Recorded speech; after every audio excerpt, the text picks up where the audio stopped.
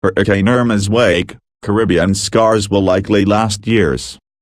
The Caribbean is used to hurricanes, but not hurricanes like Irma, one of the strongest storms on record in the Atlantic Ocean basin.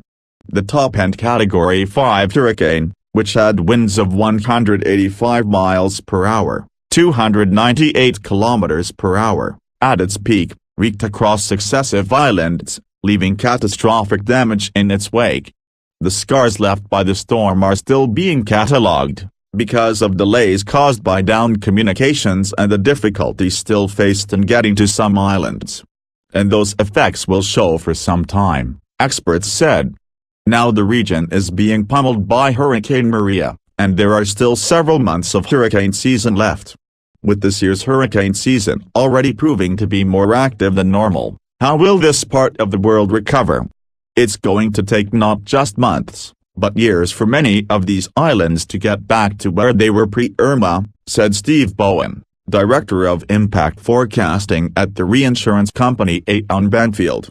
Hurricane Irma photos. Images of a monster storm. Not only were roofs ripped from houses and power lines worn down, but vegetation was also stripped away from trees, turning once verdant islands brown.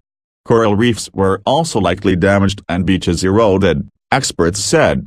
Irma was one of the most damaging hurricane events to ever track through the Caribbean, Bowen told Live Science. In the crosshairs, the Caribbean sits in prime hurricane territory, with storms regularly sweeping through the area. Many of the islands are small and flat, which means the land surface does little to affect storms, unlike mainland areas or even larger islands like Cuba, where terrain can tear up a storm. Those islands, of course, are basically sitting ducks for hurricane events, Bowen said. Hurricane Irma's track took it across first Barbuda, then the split French and Dutch island of St. Martin, St. Barthélemy, Anguilla, and the British and U.S. Virgin Islands. The monster storm clipped Puerto Rico, which avoided the worst damage, hit the Turks and Caicos Islands with its northern eyewall, then swept across the Bahamas and along Cuba's north coast before heading toward Florida. The highest wind speed measured during the storm was 155 miles per hour, 249 kilometers per hour. Recorded by an anemometer on Barbuda that subsequently stopped transmitting data, presumably because it was blown away, according to Aon Benfield's report on the storm. On Barbuda, 95% of structures were destroyed, according to the Prime Minister of Antigua and Barbuda, which is horrific, Bowen said. Other islands saw between 65% and 75% of structures destroyed, a level Bowen said he still considered catastrophic. Power was knocked out, drinking supplies were impacted and roads were left impassable across the affected islands. Irma's destruction, but human structures weren't the only things affected. The coral reefs that lie offshore of some islands were likely damaged as well, scientists said. The 20 costliest, most destructive hurricanes to hit the U.S., these reefs offer natural protection to the islands, absorbing energy from the storm's waves, slowing the waves down and reducing inundation to the islands.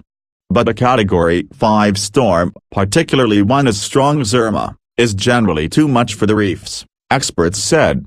Basically, it breaks the coral reef apart, Cheryl Hapke, a scientist with the U.S. Geological Survey, USGS, told Live Science. After other really large storms, scientists conducting surveys find that some of the reefs are just basically rubble, she said. Runoff from land can also damage reefs, because you can get huge amounts of pollutants and nutrients that upset the delicate balance between corals and their symbiotic algae, said Conrad Hewen, an associate scientist at the Woods Hole Oceanographic Institute in Massachusetts. Sediment can also smother the reefs, even a centimeter-thick layer of silt will be devastating, Hewen said. Sometimes, though, hurricanes can benefit reefs, as hurricanes churn over the ocean, they dredge up depth water, which is cooler than surface water. Unusually warm water can cause bleaching in reefs, where the coral expels its algae and can starve, and for these reefs, the cooler water can provide relief, Hewen said. The waves and surge generated by a storm like Irma can also wash sand away from beaches, Hapke said, a major concern in an area whose economy depends on tourists coming to enjoy those beaches. Sand can be replenished 3/4 as it was along New Jersey's coast after Hurricane Sandy caused major erosion in 2012 and 3/4, but that is more difficult to do in the Caribbean, where there aren't as many sources of sand, Hapke said. Rising seas. Sea level rise compounds this problem, because with higher sea levels, you're going to have more erosion and more inundation than we had even 2 decades ago, she said. Storm surge that washes over the islands can also infiltrate freshwater aquifers and kill off vegetation, such as grasslands. Outside of its impacts to homes and other structures, Hurricane Irma's most noticeable impact is the way its winds stripped vegetation from the islands.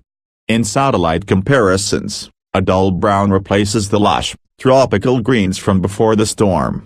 Salt spray may also have killed off some vegetation, something Hapke said she noticed on New York's Fire Island after Sandy. The recovery time of all these natural systems will likely vary. Vegetation will likely rebound fairly quickly as the ground dries up and rains wash out some of the salt left by ocean surge, Hapke said. In the tropics, things grow very rapidly, she said. They're also adapted to the odd extreme event. These ecosystems are used to these types of events, so you know they'll come back, she added. Reefs will likely take longer to recover, particularly if they are battling other issues, like bleaching or pollution.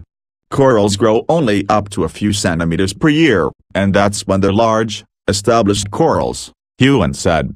Reefs that are wiped out and relying on new corals to recolonize them will take a long time to recover.